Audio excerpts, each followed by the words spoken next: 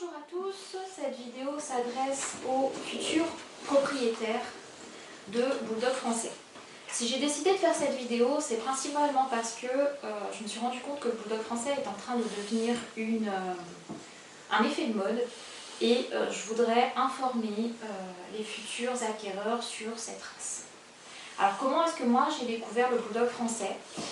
C'était lorsque j'étais encore étudiante à l'époque et j'ai rencontré une connaissance qui en avait un. Donc ça m'a intriguée, j'ai pas plus posé de questions que ça et ce qui m'a frappée, c'est qu'il ressemble énormément à un Gremlins et du coup je suis allée faire des recherches sur internet et au fil de mes recherches, ça a été la révélation. Je me suis dit c'est ce chien qu'il me faut.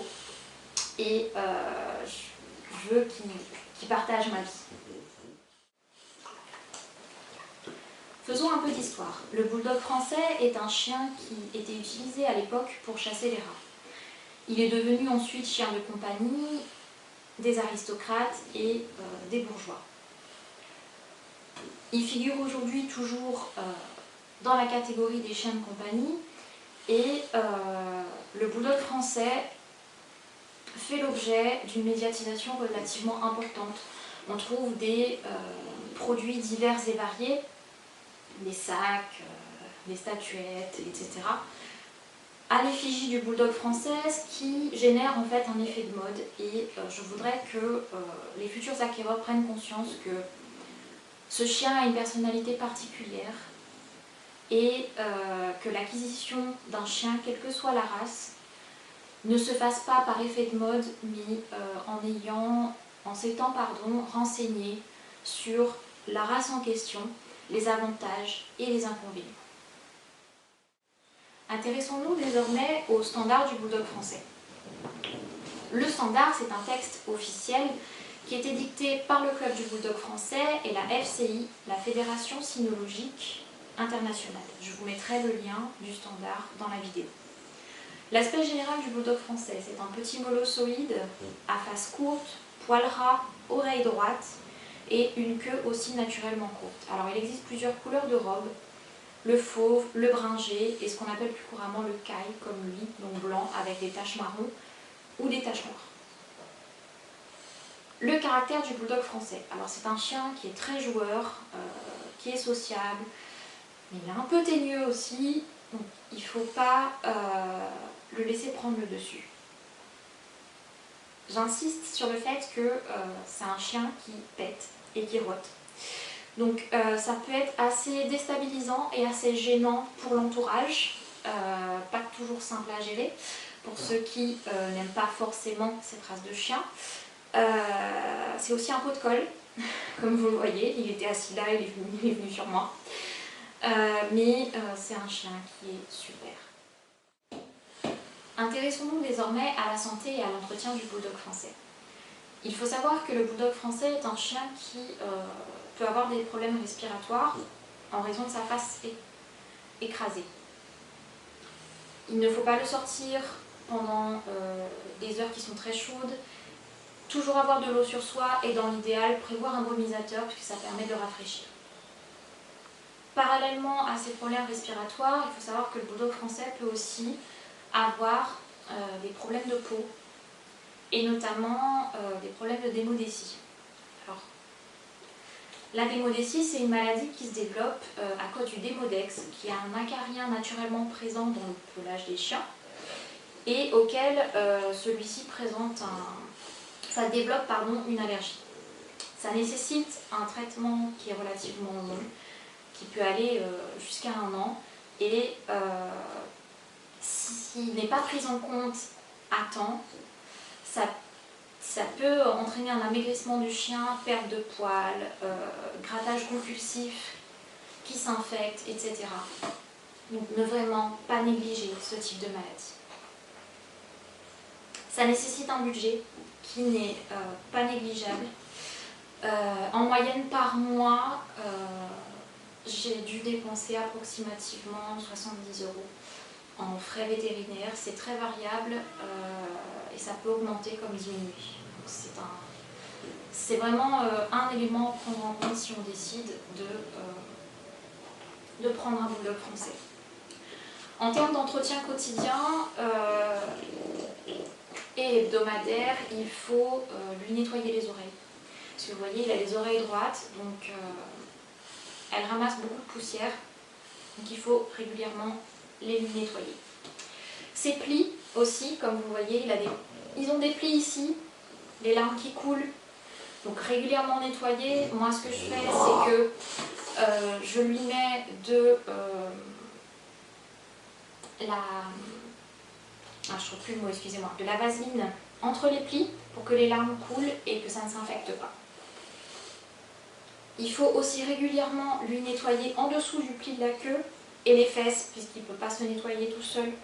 Donc pour ça, j'utilise des lingettes pour bébé, tout simplement. Pour la douche, il n'y a pas de règle particulière. Tout dépend de l'activité de votre chien, de ses conditions de vie. Moi, le mien, je le lave toutes les semaines avec un shampoing à base d'aloe vera, parce que justement, il a la peau atopique. Et ça me permet de réguler ses pics de crise d'allergie. Concernant l'alimentation du bulldog français, vous avez deux possibilités, soit une alimentation ménagère, soit une alimentation industrielle. L'idéal, ce serait une alimentation ménagère. Le souci, c'est qu'on ne peut pas leur donner le reste, c'est fortement déconseillé. Donc il faudrait lui composer une gamelle complète avec des protéines, des lipides et des féculents. Ce qui est déconseillé, et même voire à éviter autant que possible, c'est de leur donner du blanc d'œuf cru, des pommes de terre, des sucreries, du lait. Le fromage, vous pouvez l'utiliser, mais avec parcimonie, notamment pour leur donner les médicaments, le vermifuge, etc. L'alimentation industrielle est plus simple, mais il faut impérativement regarder la composition des croquettes lorsque vous choisissez une marque ou un paquet. Ce qui est conseillé, c'est d'opter pour des croquettes qui contiennent le maximum de protéines. Il faut compter approximativement pour 2 mois 80 € de budget pour les croquettes, auxquelles s'ajoutent les frais vétérinaires dont je vous ai parlé tout à l'heure. Tous ces paramètres doivent être pris en compte avant d'avoir un chien et plus particulièrement un bulldog français. Ça demande de faire des choix personnels puisque il y a de fortes chances que en cours de mois il faille aller chez le vétérinaire et que finalement vous aviez prévu une sortie et que en termes de budget ça risque de coincer. Donc il faut être prêt à prendre ça en considération. Surtout, ce que je déconseille, c'est d'offrir un bulldog français à quelqu'un qui n'est pas informé de la race et qui ne connaît pas ses avantages et ses inconvénients. Parce que quand la personne va prendre conscience des inconvénients que ça implique, elle risque de se désintéresser du chien et il sera très malheureux. Donc, tenez compte de tout ça, pesez le pour et le contre avant de le faire intégrer votre vie, c'est très important. Je vais dire quelque chose qui va peut-être choquer certaines personnes, mais quand on prend un bulldog français, il faut être prêt à devenir parent ou à le redevenir une nouvelle fois. Intéressons-nous maintenant à la reproduction du bulldog français. J'entends souvent c'est cher, etc. Oui, le bulldog français a un coût, ça s'explique par le fait qu'ils naissent rarement naturellement et que ça suppose l'intervention de l'homme. Il faut savoir que les mâles sont sujets aux crises cardiaques pendant les saillies, donc c'est pour ça qu'on recourt assez souvent aux inséminations artificielles. Les femelles de leur côté font l'objet d'une batterie de tests pour savoir quel est le moment le plus opportun pour procéder à la saillie. Une fois la saillie effectuée, il faut réaliser des échographies pour s'assurer que la gestation se passe bien. Et au terme de la gestation, deux possibilités. Soit la femelle réussit à mettre bas toute seule, dans ces cas-là il va falloir prévoir une caisse de mise bas et éventuellement être présent pour la femelle à ce moment-là. Soit on optera pour une césarienne si elle n'arrive pas à faire naître ses petits toute seule. il faut savoir que certaines femelles n'ont pas l'instinct maternel, donc elles ne vont pas s'occuper des petits. Donc il va falloir intervenir, préparer les biberons, se lever dans la nuit, etc. Donc ça demande un investissement personnel qui est important. Le prix du bulldog inscrit au LOF et le prix du bulldog non LOF est différent. Alors le LOF, ça correspond au pédigré du chien et à la confirmation du fait qu'il correspond bien au standard. Le prix du chien LOF, il varie entre 1200 et 1700 € à peu près. L'avantage du chien LOF, c'est que vous connaissez sa famille, vous savez qui sont son père, sa mère, etc.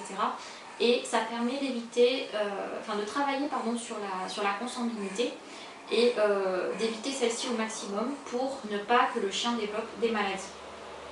Le chien non LOF, il faut compter approximativement 500 à 800 €. Donc là, vous n'aurez pas les papiers du chien, vous ne connaîtrez pas qui sont ses parents, etc. Donc vous n'avez aucune certitude, même si on vous le dit verbalement. Et à terme, il faut savoir que ça risque de créer des problèmes de santé pour le chien, puisque les gènes sont trop proches. Donc voilà ce dont je voulais vous faire part concernant le bulldog français. Si vous souhaitez l'acheter avec un éleveur, je vous invite à aller sur le site Chien de France. Vous cliquez sur bulldog français, donc vous allez trouver les différents éleveurs qui sont à La Réunion. Sinon, vous pouvez aussi l'acheter avec un particulier, mais si vous le faites avec un particulier, je vous conseille de vous assurer que cette personne connaît les démarches pour que votre chien soit effectivement au LOF.